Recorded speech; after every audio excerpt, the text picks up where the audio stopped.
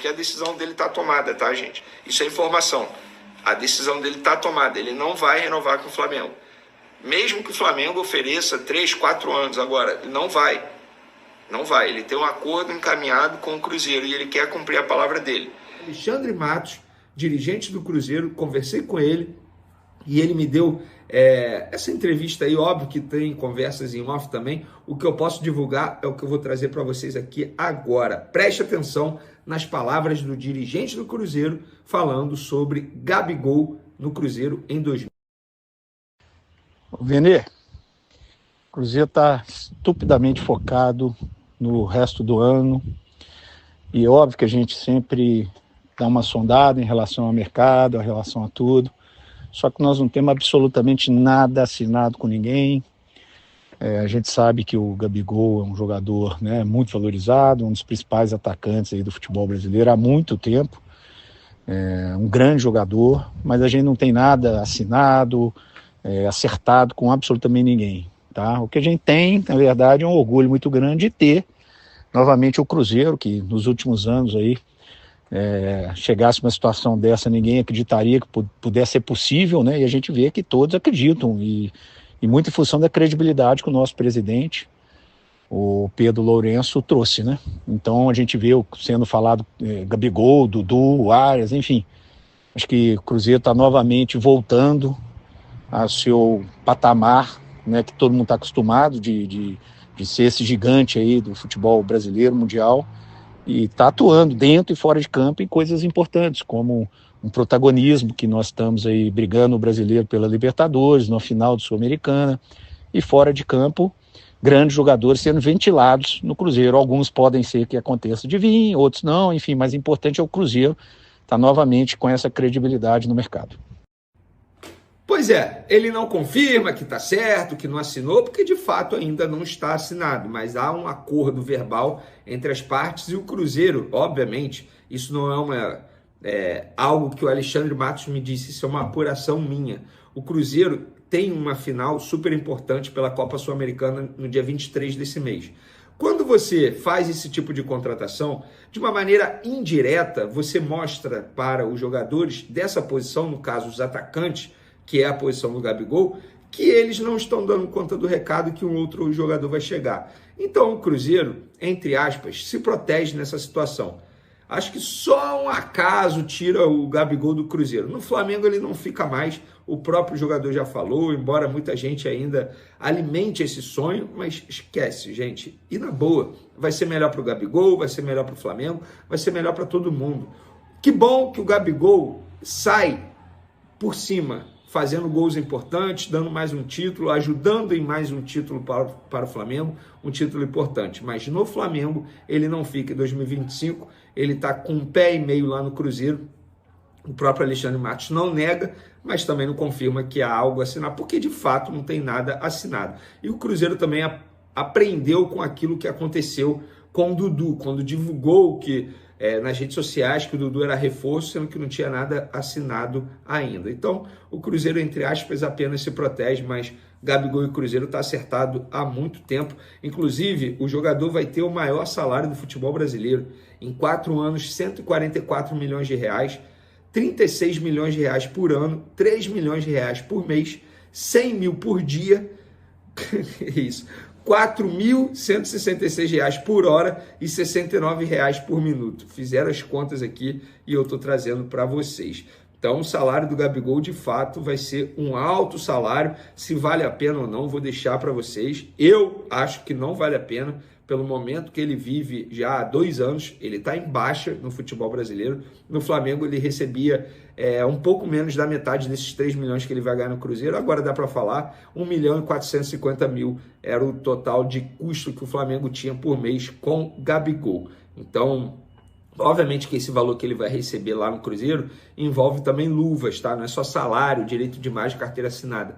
Tem luvas também que serão diluídas durante esse período de contrato dele, que será de 4 anos. O próprio jogador falou que pediu ao Flamengo 2, 3 anos, mas o Flamengo nunca deu um retorno em relação a isso. Sobre Gabigol, é o seguinte, até estava vendo no GE que teve uma reunião para dar uma acalmada nos ânimos, pro Gabigol se despedir lá do Flamengo da melhor forma possível, né? E aí, o que acontece agora é que a política no Flamengo, o pessoal tá tentando usar essa questão do Gabigol, né? Porque todo mundo viu a repercussão que foi, o Gabigol marcou 2 gols na final, participou aí ativamente do título do Flamengo, do pentacampeonato da Copa do Brasil, torcedor muito ao lado do Gabigol.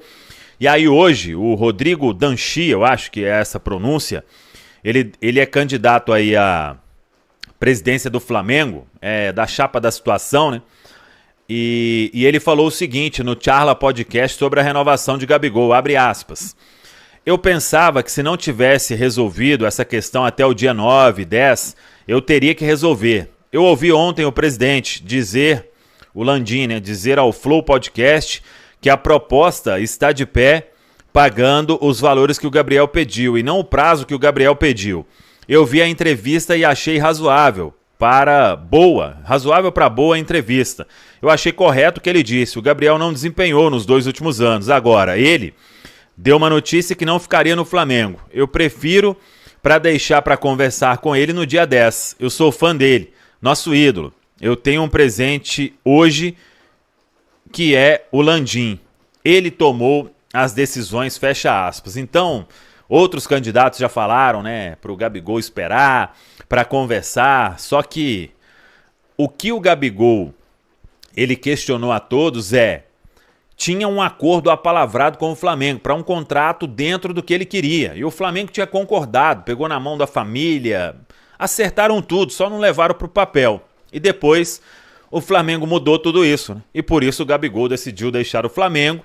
E a gente repete, né? Tem a negociação muito, muito bem encaminhada aqui com o Cruzeiro, uma situação apalavrada, né? Com o Cruzeiro, resta saber quando isso vai ser efetivado, interesse aí de outros clubes e etc, mas é aquilo que a gente já falou.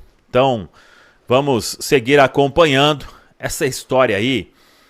Vai render novembro, acho que entra dezembro aí também. E vamos todos estar na expectativa para que tudo seja finalizado, né? Com o Gabigol vindo para a Toca da Raposa 2, que é a grande tendência de acontecer. Mais de 10 mil cruzeirenses vão estar em Assunção, isso é fato. Eu estou acreditando aí na casa de uns 12 mil cruzeirenses, ainda tem torcedor comprando ingresso, tem aquela chance de comprar com sócio e bora lá. Algumas pessoas ainda conseguindo voo, dando um jeito ali quanto à hospedagem, mas é fato que teremos muitos cruzeirenses. A expectativa é de que a torcida do Racing esteja em um número maior, realmente. Vamos ver aí a proporção, mas independentemente disso, o Cruzeiro terá o apoio da Nação Azul e não somente lá em Assunção. Isso porque a gente aí já vem divulgando, então divulgue. Quanto mais divulgar, mais gente vai estar. Na terça-feira lá em Confins, a concentração às 2 horas da tarde. O Cruzeiro vai sair de voo fretado.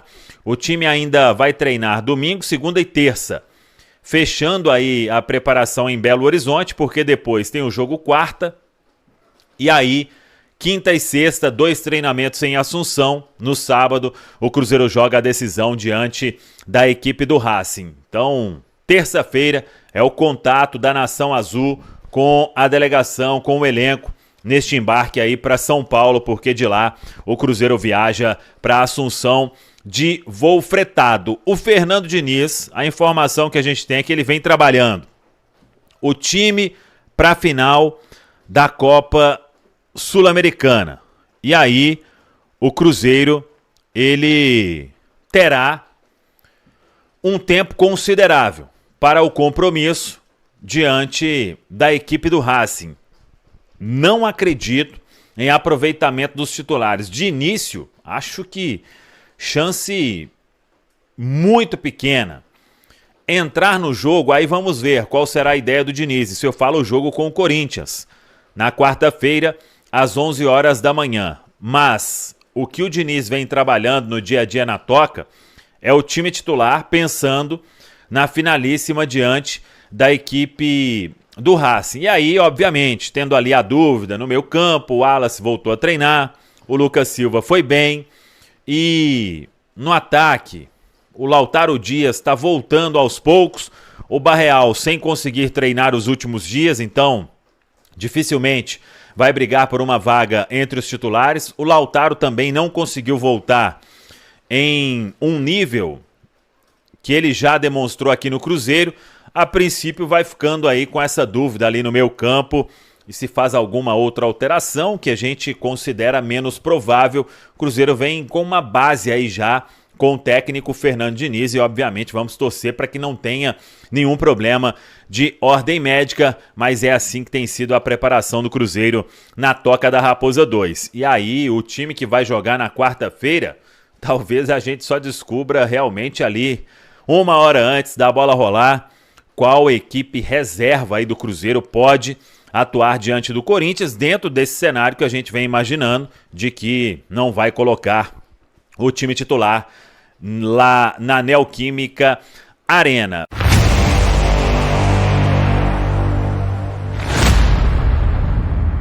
Matheus Henrique enfatiza a importância da torcida do Cruzeiro na final da Sul-Americana. O volante, um dos destaques da equipe, ressaltou a conexão entre o time e a China Azul na decisão contra o Racing, mesmo que à distância. Ele agradeceu aos torcedores pelo apoio e os convocou a continuarem apoiando o time, mesmo com a final sendo realizada em Assunção, no Paraguai, sem a presença da maioria dos torcedores. Matheus Henrique pediu para que os fãs estejam presentes de alguma forma, seja no estádio, em casa ou em suas cidades, e destacou a importância de manter uma sintonia positiva. Ele expressou confiança na conquista do título e contou com o apoio dos torcedores. O volante admitiu que ainda não está ansioso para a final, mas sabe que a emoção virá conforme a data se aproxima. Contratado recentemente pelo Cruzeiro, Matheus Henrique já se tornou um dos destaques da equipe, com 22 jogos e 3 gols marcados até o momento. E aí, galera? O que acharam? Deixe nos comentários. Não se esqueçam de deixar o like e de se inscreverem no canal e ativar o sininho para receber as notificações. Até mais, Nação Celeste! Vamos pra frente!